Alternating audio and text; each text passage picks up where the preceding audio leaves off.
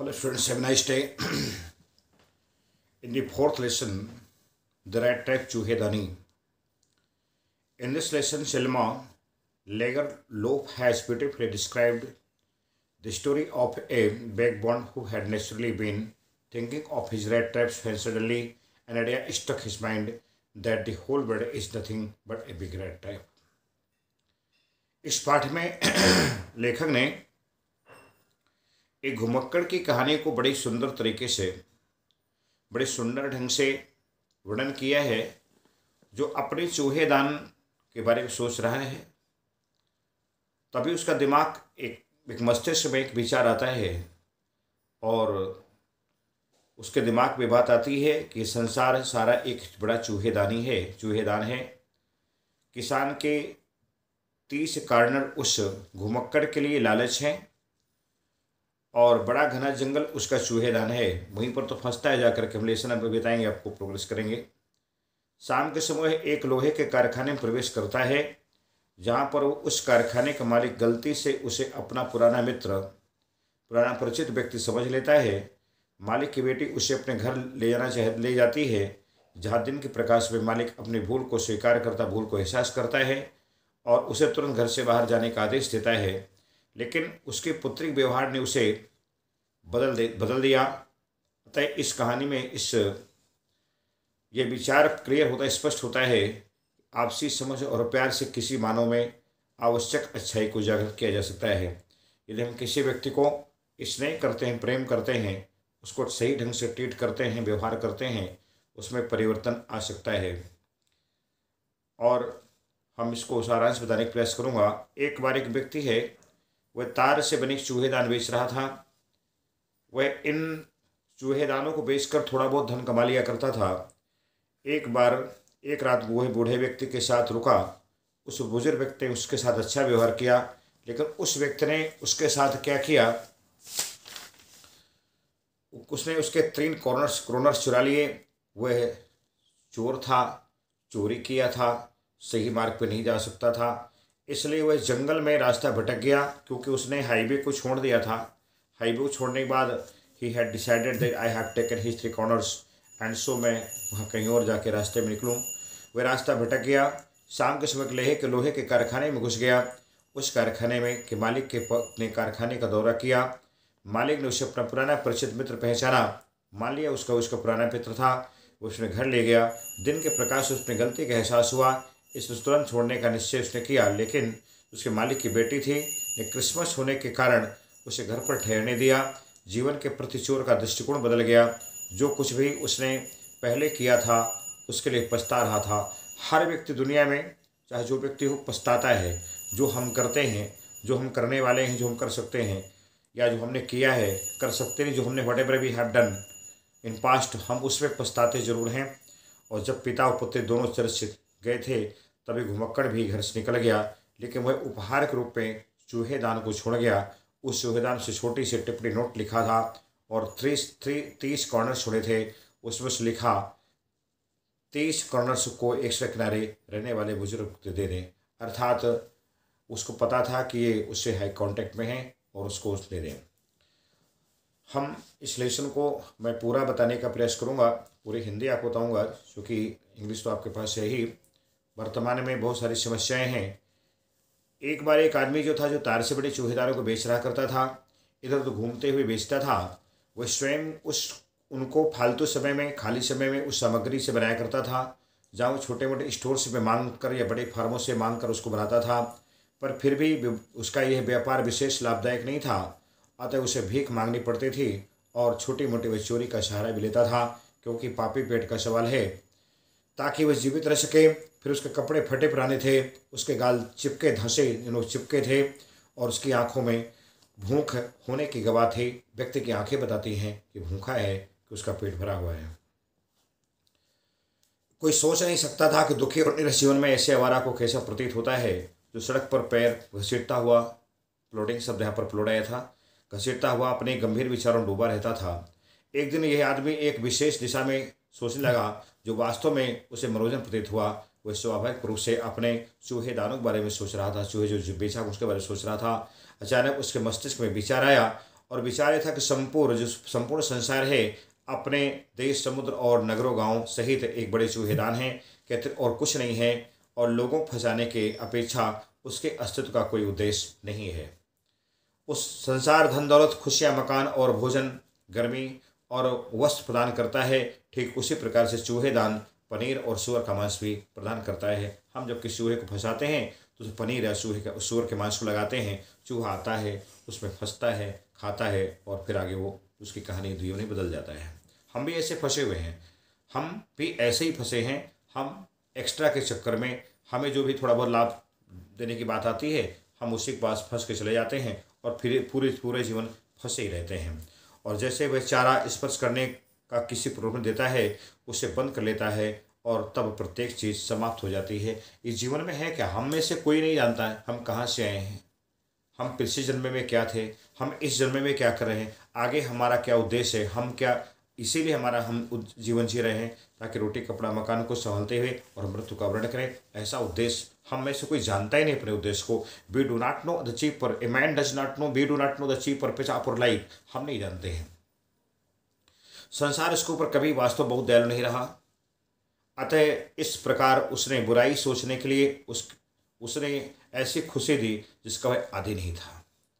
ये उसके लिए मन में सजोया हुआ मनोरंजन बन गया। बहुत से नीरस धीमे और भारी भ्रमण के दौरान आदमियों के बारे में सोचा जिनको वह जानता था वे खतरनाक जाल में अपने फंसा चुके हैं, और दूसरे लोगों के बारे में जो चारे के इधर उधर चक्कर लगा रहे हैं। कहने ही न्यू मेनी पर्सन्स जो कि उस रैट ट्रैप में फंस चुके हैं, और जो नहीं फंसे वो भी राउंड चक्कर लगा रहे हैं, ऐसा वो सोचा करता था।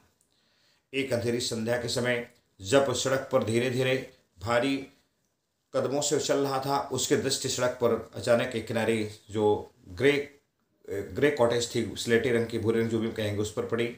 रात बिताने के लिए वो धीरे जगह देने की प्रार्थना किया और दरवाजे पर दस्तक दी। उसको मना नहीं किया।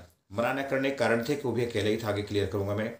बजाय क्रुद्ध चेहरों के बजाय जो उसको साधारण मिलते थे, कुटिया का मालिक जो बूढ़ा व्यक्ति था जिसकी पत्नी या बच्चा नहीं था, प्रसन्न हुआ। एकांत में कोई व्यक्ति बात करने के लिए उसे मिला तो सही, क्योंकि ऐसे व्यक्ति जो लोनली से सोलिटरी कन्फाइनमेंट के जो पेशेंट होते हैं, जिनके पास कोई व्यक्ति बातचीत करने को नहीं होता है, तो निश्चित तौर पे बहुत खुश हुआ। कोई उससे बात करने को मिला तो उसे मालिक तुरंत चूल्हे पर दलिया का बर्तन रखा, उसको दलिया पकाई, भोजन कराया। उसने तुरंत तंबाकू रोल से इतना बड़ा कतला काटा जो अजनबी और उसके पाइप के लिए पर्याप्त था। हमारे यहाँ लोग तंबाकू रगड़ के खाते हैं, राजस्थान में कहीं पर भी लोग उसको ऐसे पीते हैं, तो उसने पर्याप्त था। अंत में ताश का पुराना पैक कुछ निकाला और सोने के समय तक अपने अतिथि के साथ हुए एक जोलिस नाम का खेल खेलता रहा। वह वृद्ध व्यक्ति अपने रहस्यों के बारे में उतना ही उदार था जितना दलिया और तंबाकू के बारे में। अतिथि को तुरंत सूचना दी गई कि वह खुशहाली के दिनों में वह राम्सजो लोहे के कारखाने का किसान था और खेत में काम करता था। अब दिन में मजदूरी करने में सक्षम नहीं था। Nowadays he was not able to work whole day as labour. अब उसकी गाय उसका पालन पोषण करती थी। वह गाय असाधारण थी। वह गाय इतना दूध देती थी जो डेयरी में बेचा जा सकता था, और गत माह उसने जो थे 30 कॉर्नर उसको प्राप्त हुए थे दूध को बेच करके, अर्थात जो दूध बेचा था डेयरी से, वहाँ पर उसको 30 कॉर्नर प्राप्त हुए थे। अजनबी को विश्वास नहीं हुआ होगा क्योंकि वह वृद्ध व्यक्ति उठा और उस खिड़की के पास गया। चमड़े का उसने पाउच और बैग पर्स जो भी आप समझ सकते उसको उसने निकाला, और उसके खिड़की के फ्रेम में एक कील कर लटका था, और 3 सिकंदर 10 क्रोनर के नोट उसने निकाले। उनको अपने अतिथि की आंखों के सामने पकड़ रहा और जानबूझकर गर्दन ऊपर नीचे करता रहा। तब उनको उसी पाउच में वापस रख दिया। नहीं, he had showed the old man showed his guest that I am not pretending. I got 30 corners last month after milking milk of the my cow. ऐसा उसने करके शो कर दिखाया, उसको बता दिया। अगले दिन दोनों आदमी प्रसन्न मुद्रा में थे। किसान अपनी गाय को धोने की जल्दी में था, और दूसरे आदमी ने शायद सोचा कि जब मकान मालिक उठ गया तो उसे बिस्तर पर नहीं होना चाहिए। हमारे यहाँ नियम भी कहता है जब मेन जो हाँ जिसके हम होस्ट बने हैं, हम गेस्ट बने हैं, हमारा होस्ट उठ गया हो, तो मेज़बान उठ गया हो, तो मेहमान को बिस्तर पर लेना चाहिए। और इसलिए उन्होंने कुटिया का एक ही समय, उन्होंने दोनों ने जो झोपड़ी थी उसको एक साथ समय पर छोड़ा। ऐसा नहीं था कि वो किसान पहले चला गया और साहब रह गए, बाद में चोरी की ऐसी कोई बात नहीं थी। किसान ने कुटिया एक ताला लगा दिया और चाबी अपने जेब में रख ली। चूहेदान वाले आदमी ने अलविदा कहा और धन्यवाद किया और प्रत्येक अपनी राह पर चले गए। वो गाय धोने चला गया और दूसरा व्यक्ति जो था वो सीधे से चला गया। लेकिन ये जाएगा नहीं, because he had seen 30 corners. पर आधा घंटे बाद वह चूहेदान बेचने वाला फिर आकर दरवाजे के सामने खड़ा हो गया। उसने अंदर जाने की कोशिश नहीं की, वह केवल खिड़की के पास गया और खिड़की को से शीशा तोड़कर चकनाचूर कर दिया, तोड़ दिया। अपना हाथ अंदर डाला, 30 कॉर्नर से पाउच को अपने कब्जे में लिया, पैसा बाहर निकाला और उसे अपने जेब में रख लिया तथा उस चमड़े के पाउच को बहुत सावधानी से उसने उसी स्थान पर लटका दिया और फिर चला गया।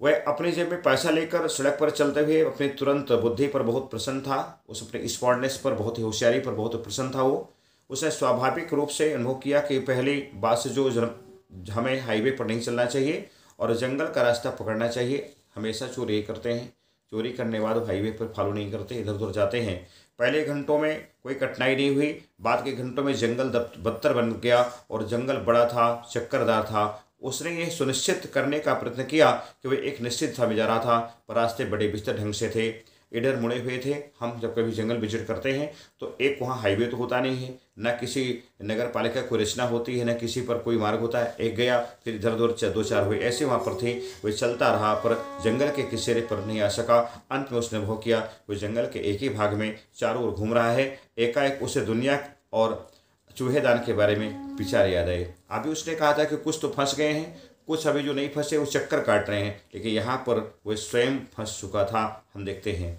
अब जब उसकी बारी आ गई, उसने चारों के द्वारा अपने कुल्लू बना लिया और पकड़ा गया। सारा जंगल अपने तनों, शाखाओं, अपनी झाड़ियों और पड़े हुए लट्ठों सहित उसे बंद हो गया, जैसे ही वह एक जेल के समान हो जिससे बाहर आना असंभव हो और उससे बचकर वह भाग नहीं सकता। आप जंगल में जा कर के जंगल से निकल करके तुरंत नहीं आ सकते यदि आप जंगल का मार्ग नहीं जानते हैं।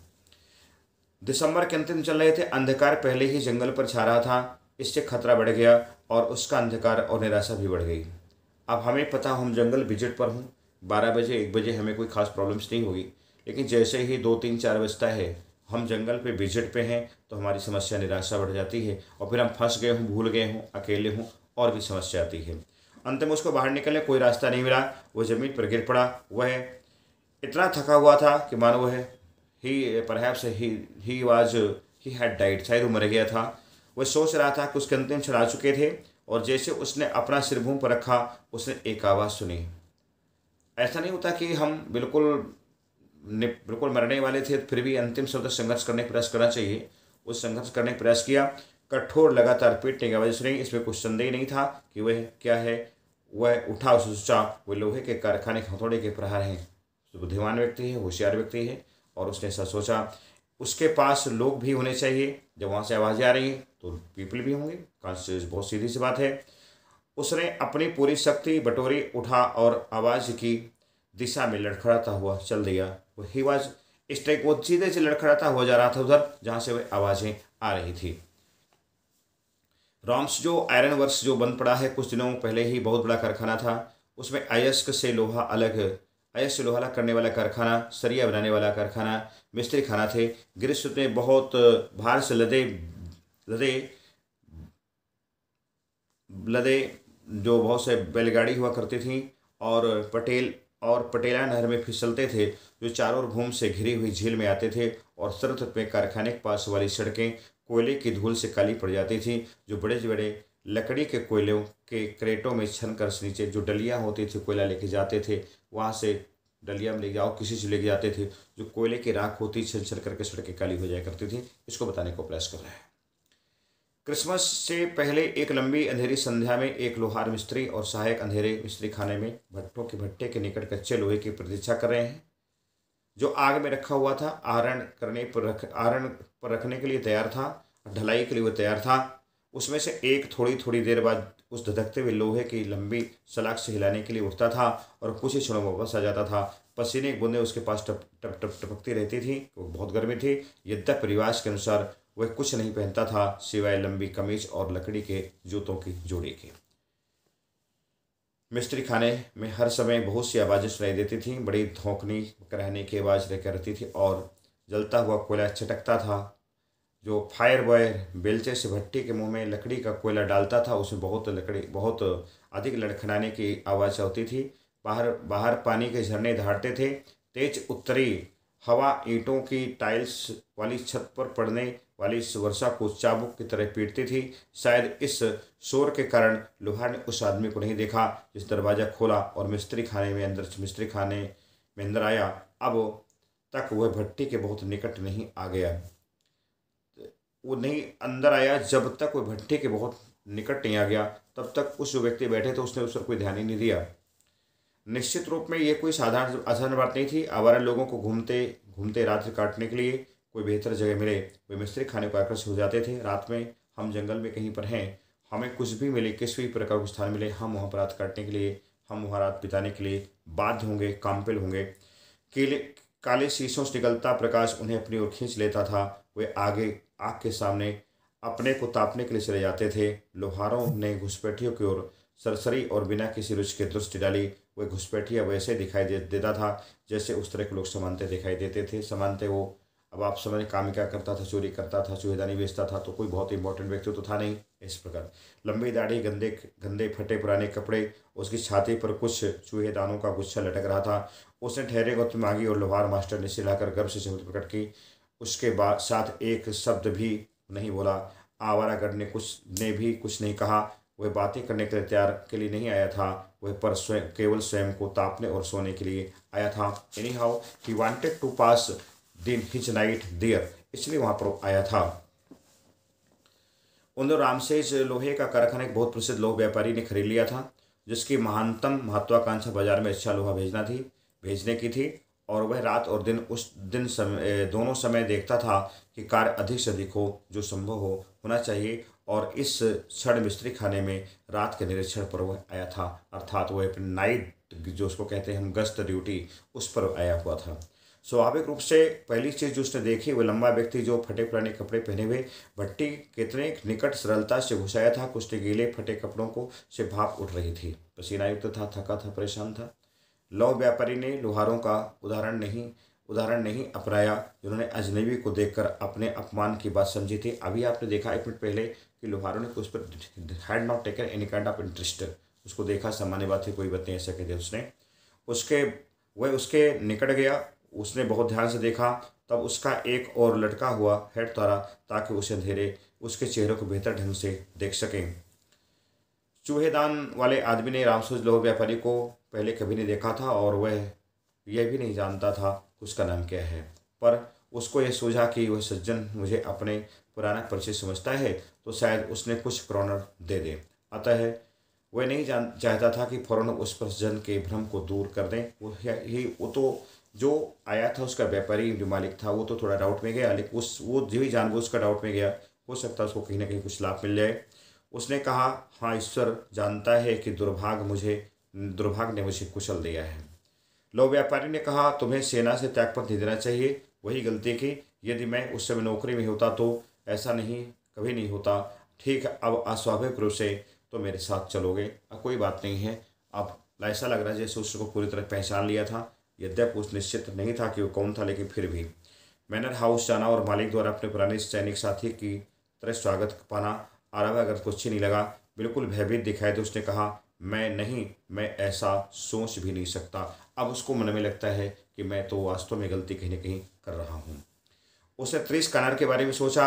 मैनर हाउस जाना ऐसा है कि जैसे कि उसने स्वेच्छा से अपने को शेर की माद में फेंक दिया हो। वह मिस्त्री खाने में केवल सोने का अवसर चाहता था, वह किसी प्रकार का और कोई चीज़ तो चाहता ही नहीं था। वह जितना भी संभव हो बिना किसी की दृष्टि पड़े वहाँ चुपके से निकल जाना चाहता था। और लौह व्यापारी ने कल्पना की कि वह आवारागर्द को अपने घृत कपड़ों के कारण शर्मिंदा हुआ। लौह व्यापारी ने कहा, कृपया ये न सोचिए कि मेरा मकान इतना सुंदर है कि मैं तुम वहाँ नहीं आ सकते। एलिजाबेथ मर गई है। उसकी पत्नी का नाम एलिजाबेथ था। उसने कहा मर गई है। जैसा तुमने पहले भी सुना होगा, मेरे लड़के विदेशों में हैं, घर में मेरी सबसे बड़ी लड़की और सिवाय अन्य कोई नहीं है। हम कह रहे हैं कि वह कितनी बुरी बात है कि क्रिसमस के लिए हमारा कोई साथी नहीं है।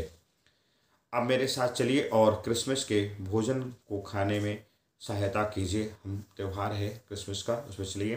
पर अजनबी बार बार मना करता रहा और लोह व्यापारी ने देखा कि उसने सहमत हो जाना चाहिए। लोह व्यापारी ने लोहार मास्टर से कहा, जन स्टोम, ऐसा लगता है कि कप्तान स्टील ने आज रात तुम्हारे पास ठहरना पसंद किया। और वह चला गया।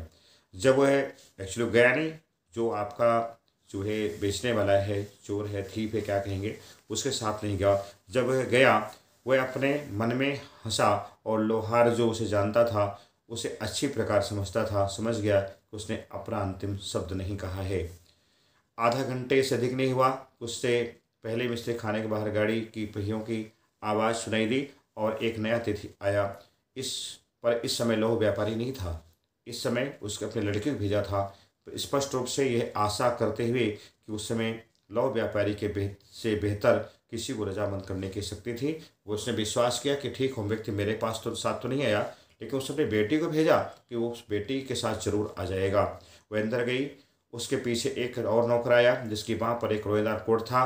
वह बिल्कुल भी आकर्षक नहीं थी, पर विनम्र, बिल्कुल शर्मीली प्रतीत होती थी। मिस्त्री खाने में प्रत्येक चीज़ बिल्कुल वैसी ही थी जैसे शाम के समय थी। लोहार मास्टर, उसका प्रशिक्षु, अपने बेंचों पर बैठे हुए थे और लोहा और लकड़ी का कोयला अब भी भट्टी में धधक रहा था। कुछ भी नहीं बदला था, सब कुछ वैसे था। अजनबी फर्श पर लंबी ताने खड़ा था, लंबी ताने पड़ा था, अर्थात बिल्कुल फैल कर लेटा हुआ था। अपने सिर के नीचे कच्चे लोहे का एक टुकड़ा रख रखा था। अपना अपना हैट अपनी आंखों पर ढके हुए था। जो ही नेवती ने उसे देखा, वह उसके पास गई, उसका हैट उठाया। वह आदमी स्पष्ट रूप से एक आंख खोल करके सोया करता था। वह अचानक उछल पड़ा, बहुत भयभीत प्रतीत हुआ। उसको लगता है मेरे साथ कोई कैजुअलिटी, कोई प्रॉब्लम होने वाली है। उस लड़की ने कहा, जिसको हम नवयुवती कहेंगे, यंग लेडी थी वो, मेरा नाम एडला बिल मैनसन है। मेरे पिताजी घर आए और कहा कि आज रात आप मिस्त्री खाने में सोना चाहते हैं।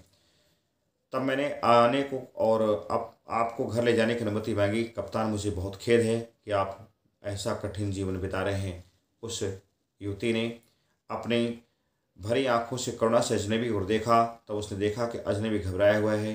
उसने सोचा, या तो उससे कोई चीज़ चुराई है या वह जेल से भाग कर आया है। और उसने तेजी से, कप्तान, आप विश्वास करें कि आप अपनी मर्जी से आए हैं और जब चाहें जाने को स्वतंत्र होंगे। कृपया केवल क्रिसमस शाम हमारे साथ ठहर जाइए। उसको लगा कि सबसे बढ़िया अतिथि हमको मिल गया है। उसने यह बात ऐसी मित्रवत रूप से कही कि चोहेदानी बेचने वाला व्यक्ति, उसको विश्वास हो गया। अजनबी ने कहा उस युवती से, मैंने यह कभी नहीं सोचा कि तुम मेरे बारे में भी सोचोगी, इसलिए मैं तुम्हारे आग्रह को स्वीकार करता हूँ। मैं तुरंत आऊँगा। अजनबी ने रोएदार कोट स्वीकार किया, जिसको नौकर ने बहुत अदब से के साथ उसको दिया। उसने कोट को अपने बहुत सम्मान के साथ उसने दिया, ऐसा नहीं फेंक दिया, ले लो इसे पहन लो। और उसने पुराने वस्त्रों के पहन लिया।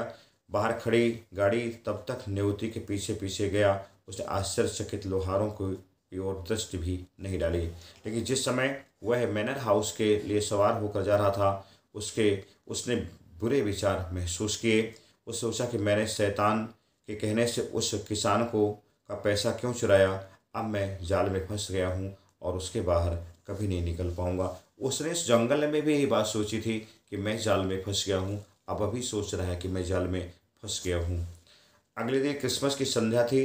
जब लौह व्यापारी नाश्ते के लिए डाइनिंग रूम में आया, उसने शायद संतोष से अपने पुराने रेजिमेंट के साथी के बारे में सोचा, जिसको वह बिना किसी आशा के मिल गया था। हम कई बार अपने पुराने मित्र से मिलते हैं। पुराने कपड़े, पुराने मित्र, माता पिता, बूढ़े माता पिता से कभी ग्रहण नहीं करनी चाहिए, ऐसा हम लोग पुस्तकों में पढ़ते हैं और वास्तव में हकीकत बात भी है। लौह व्यापारी ने पुत्री से कहा, जो अपनी मेज पर व्यस्त थी, सबसे पहले हमें देखना चाहिए उसके शरीर पर थोड़ा मांस आ जाए और तब वह गांव गांव जाकर चूहेदान बेचने की अपेक्षा कोई अन्य कार्य करे। उसको लगता था कि उसका जो पुराना जनरल है, साथी, मिलिट्री वाला, वो परेशान होकर कैसे काम कर रहा है, ऐसी उसने बात कही। मिस पुत्री ने कहा, विचित्र बात यह है कि भाग ने इसको इस सीमा तक कुचल दिया है। कल रात मैंने सोचा, पर उसमें कोई भी ऐसी चीज़ नहीं दिखाई दी जिससे मालूम होता है वह एक बार शिक्षित रहा होगा। उसने कहा कि आप कहते हो, लेकिन I have not seen anything that it might be thought about him that even he was educated. ऐसी कोई बात वहाँ पर उसने कही। पिता ने कहा, मेरी छोटी लड़की तुम्हें ध्यान रखना चाहिए, जब वो सफाई करके ढंग से वस्त्र पहन लेगा तो कुछ चीज़ें अलग ही होंगी। कल रात स्वाभाविक रूप से शर्मिंदा था, आवारापन गायब हो जाएगा और जैसे ही उसके आवारागर्दी के कपड़े दूर हो जाएंगे। जैसे लौह व्यापारी ने ये बात कही, दरवाज़ा खुला और अजनबी ने प्रवेश किया। वह वास्तव में साफ हो गया था, अच्छे वस्त्र कर लिए थे। नौकर ने उसको नहलाया था, उसके बाल कटे थे और दाढ़ी बनाई थी। इसके अतिरिक्त वह अच्छे उदाहरण के था जो सुंदर और लौह व्यापारी के थे। वो सफ़ेद कमीज, माडो लगे कॉलर, पूरे जूते पहन लिया था, अर्थात दैट टाइम वो वेल ड्रेस्ड हो के आया था। वहाँ पर ऐसी कोई भी बात नहीं थी जो उनको अटपटी लगे। यद्यप उसका अतिथि अब साफ सुथरा लग रहा था, परंतु लौह व्यापारी प्रसन्न नहीं हुआ। उसके अतिथि की भौहें सिकोड़ हाथ कर देखा और बहुत जल्दी समझ गया कि आने वाली थी। उसने अजनबी को भट्टी के स्पष्ट रोशनी में देखा था और उससे गलती होगी। वह दिन के प्रकाश में उसने सामने खड़ा है, यह संभव है कि उसने पुराना परिचित समझने की गलती करें।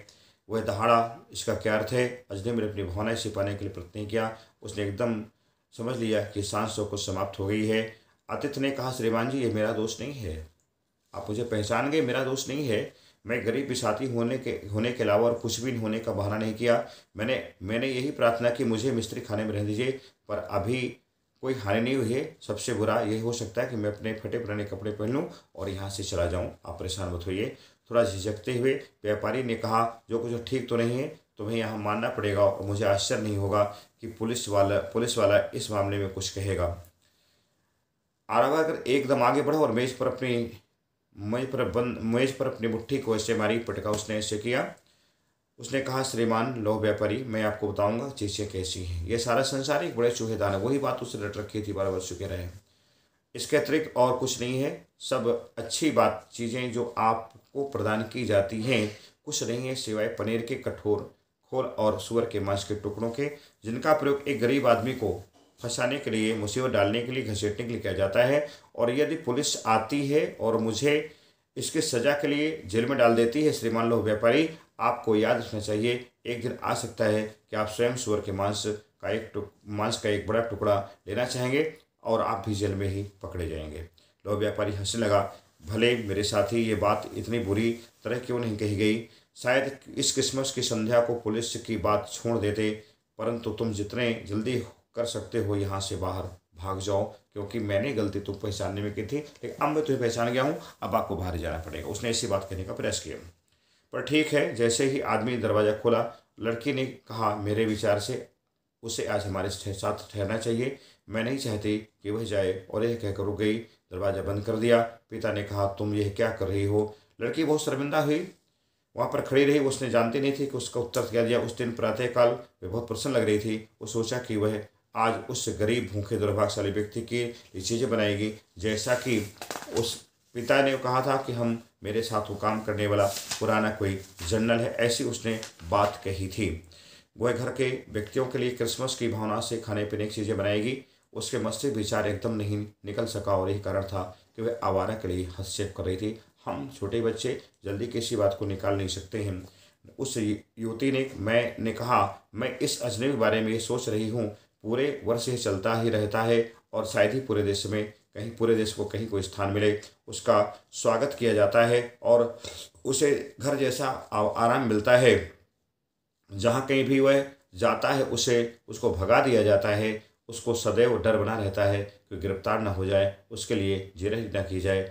मैं चाहूँगी कि वह एकदम हमारे साथ शांति के दिन का आनंद ले, चाहे वर्ष में एक दिन ये आनंद ही क्यों न लिया जाए, अर्थात जैसे क्रिसमस डे होगा आप इसको विदा कर सकते हैं।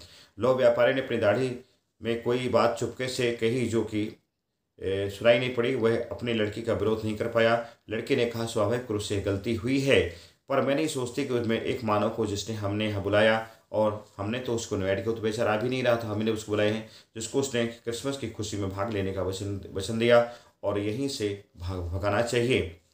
लौह व्यापारी ने कहा, तुम एक पादरी से भी बदतर धर्म का प्रचार करती हो। मैं केवल यह आशा करता हूँ कि तुम्हें इसका खेद नहीं करना पड़े। उस युवती ने कहा, ने अजनबी का हाथ पकड़ा और उसको मेज तक ले गई। उसने कहा, अब बैठिए, खाना खाइए। वह देख सकती थी उसका पिता ने हार मान ली थी। चूहेदानी बेचने वाला व्यक्ति ने एक भी शब्द नहीं कहा। वह केवल बैठ गया और खाना खाने लगा। थोड़ी देर बाद युवती की ओर देखता रहा। जिसने उसके लिए हस्तक्षेप किया था, उसने हस्तक्षेप क्यों किया था, उसका सनक भरा विचार क्या था। उसके पश्चात जो रामशिव क्रिसमस संध्या उसी तरह मनाई गई जिस तरह मनाई जाती थी। अजनबी ने कोई परेशानी पैदा नहीं की, क्योंकि उसने सोने के अलावा कुछ और नहीं किया था। एक अतिथि गृह में वो दोपहर से पहले एक सोफे पर लेट गया। वो लगातार सोता रहा। दोपहर को उसको जगाया गया ताकि वह क्रिसमस भोज में भाग ले सके। उसके बाद वह पुनः सो गया। ऐसा प्रतीत होता था जैसे वर्षों से इतनी शांति और सुरक्षा से कभी नहीं सोया था जहाँ पर रामसुजो में सोया। शाम को सब क्रिसमस ब्रश में रोशनी की गई। उसको पुनः उठाया गया और वह थोड़ी देर के लिए ड्राइंग रूम में खड़ा हुआ। अपनी आंखों को जल्दी जल्दी बंद करता खोलता रहा, जैसे कि मोमबत्तियों का प्रकाश उसको हानि पहुंचा रहा हो। पर इसके बाद वह फिर गायब हो गया। 2 घंटे के बाद वह फिर से जगाया गया। तब उसे डाइनिंग रूम में जाना पड़ा और क्रिसमस के उपलक्ष्य में बनाई गई मछली और दलिया उसे खानी पड़ी। उसको लग रहा था कि मैं anyhow I have to pass my time here. जैसे मेज पर उठा, लोग उपस्थित थे और उसमें से प्रत्येक के पास गया, धन्यवाद तथा शुभ रात्रि कहा। जब वह नेवती के पास आया तो उसने अजनबी को समझाया कि उसके पिता का इरादा स्पष्ट है कि जो सूट जो पहले वो पहने था क्रिसमस का उपहार है, उसे उसे वापस नहीं करना है। और यदि वो चाहे अगले क्रिसमस संध्या इसी स्थान पर व्यतीत करना चाहे, वह शांति से आराम कर सकता है और विश्वास माने कि उसके ऊपर कोई मुसीबत नहीं आएगी। पुनः उसका स्वागत किया जाएगा। आप परेशान मत हो, पुलिस को हैंडओवर नहीं किया जाएगा, इसको कोई बात नहीं है। सुहेदानी बेचने वाला व्यक्ति इसका उसने उसको उत्तर नहीं दिया। वह केवल गहरे आश्चर्य से उस बालिका की युवती की ओर एक टकटकी लगाकर देखता रहा। अगले दिन प्रातः लोह व्यापारी अब उसकी पुत्री को प्रसन्न मुद्रा में उठे ताकि वह क्रिसमस सेवा में जल्दी जा सके। अतिथि उस समय सोया हुआ था और उसकी निद्रा में कोई बाधा नहीं डाली। जब 10 बजे के करीब वे गिरजाघर से अपने घर अपनी गाड़ी में लौट कर आए, नेवती दुखी होकर बैठी रही, अपना सिर लटकाए रही। गिरजाघर में उसकी जानकारी हुई कि लोहे के कारखाने के पुराना किसान एक आदमी द्वारा जो चूहेदार बेचता हुआ घूम रहा है, लूट लिया गया है। उसको उस करेक्शन की पूरी जानकारी हुई। उसके पिता ने उससे कहा, हाँ, वह बहुत अच्छा आदमी था जिसको तुमने घर में आने दिया। मुझे आश्चर्य है कि अलमारी में इस समय तक चांदी के कितने चम्मच बचे होंगे। उसने कहा, तुमने तो एक चोर को अपने घर में रखा है। घोड़ा गाड़ी सामने सीढ़ियों पर मुश्किल से ही रुकी होंगी कि लौह व्यापारी ने नौकर से पूछा कि क्या अजनबी अब भी है। उसने यह भी कहा कि उसने गिरजाघर में सुना है कि आदमी चोर था। नौकर ने उत्तर दिया कि वह आदमी जा चुका है, वह अपने साथ बिल्कुल भी कुछ नहीं ले गया। इसके विरुद्ध वह एक छोटा सा पैकेट से छोड़ गया है, जिसकी कुमारी बिल मैनसन क्रिसमस उपहार के रूप में स्वीकार करें तो यह उसकी महती कृपा होगी। नेवती ने पैकेज खोला जो बुरी तरह से पैक किया गया था। उसमें रखी चीज़ें एकदम साफ दिखाई देती थीं। वह खुशी चिल्ला उठी। उसमें एक छोटा सा चूहेदान मिला और उसमें 3 इश्किनदार क्रॉनर नोट मिले, पर इतना ही था। चूहेदान में एक पत्र भी था जो बड़े भद्दे अक्षरों में लिखा था, सम्मानित और कुलीन कुमारी, चूंकि तुम सारा दिन मेरे प्रति इतनी श्रेष्ठ रही हो, जैसा कि मैं कप्तान ही हूँ, और मैं भी आपके प्रति उत्तम बना रहना चाहता हूँ जैसे कि वास्तविक कप्तान हूँ। क्योंकि मैं नहीं चाहता क्रिसमस के अवसर पर आप एक चोर द्वारा लज्जित हों और आप अपने उस आदमी को जो रोड पर रहता है यह पैसा वापस कर देना, जो कि एक पाउच में रखता है, जो खिड़की के फ्रेम से चारों ओर लटका रहता है। वह गरीब के घुमक्कड़ लोगों के बारे में चारे का काम करता है। यह चूहेदान एक चूहे की ओर से क्रिसमस का उपहार है, जो इस संसार रूपी चूहेदान में पकड़ा होता है। यदि उस कप्तान के पद तक उन्नत किया जाता, क्योंकि इस प्रकार से उसने अपने आप को निकालने की शक्ति मिल गई। उसको ने यह वापस करके इस बताने का प्रयास किया कि मैं ये वापस करके जो मैं फंसा था जिस जाल में, मैं उसने अपना मित्रता और उच्च आदर से लिखित कैप्टन वान स्टेल, और कुल मिला करके उसने अपनी गलती को माना और उसने माना कि this life is nothing but red trap. हम सभी उस पर फंसते हैं और निकलने का मार्ग ढूंढते हैं। कुछ निकल पाते हैं, कुछ नहीं निकल पाते। I have explain the lesson, fourth lesson, red trap. If you like my video please like and share. That's all for this video.